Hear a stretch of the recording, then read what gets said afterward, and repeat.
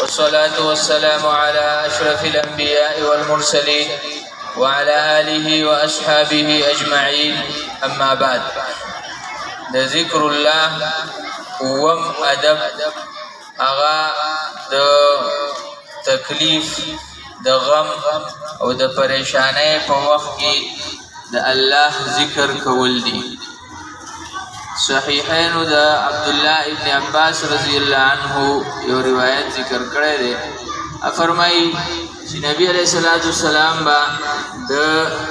کرب د تکلیف د غم او د حزن په وخت کې دا کلمات ویل: لا إله إلا الله العظيم الحليم، لا إله إلا الله رب العرش العظيم،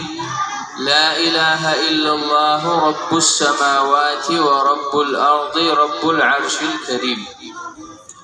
دا درې کلمات با نبی علیہ الصلوۃ والسلام د غم او د پریشانۍ په وخت کې ویل، او په دې کلماتو کې د الله رب العزت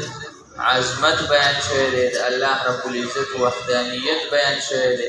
د الله رب العزت کرم او مهربانی بیان شوی ده، او د الله رب العزت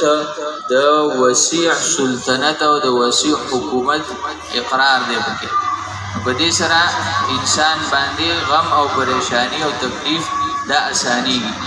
چې کله هم چرته داسې وخت په مونږ باندې په ژوند کې چې باغی کې به مونږ باندې څه تکلیف راغلی، څه غم مخې ته راغلی، څه پریشانی،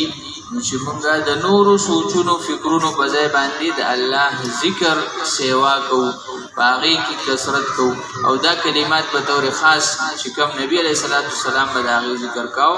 د دغې کلماتو ذکر مونږ د غم او د پریشانۍ په وخت کوو. الله دې مونږ د عمل کولو توفیق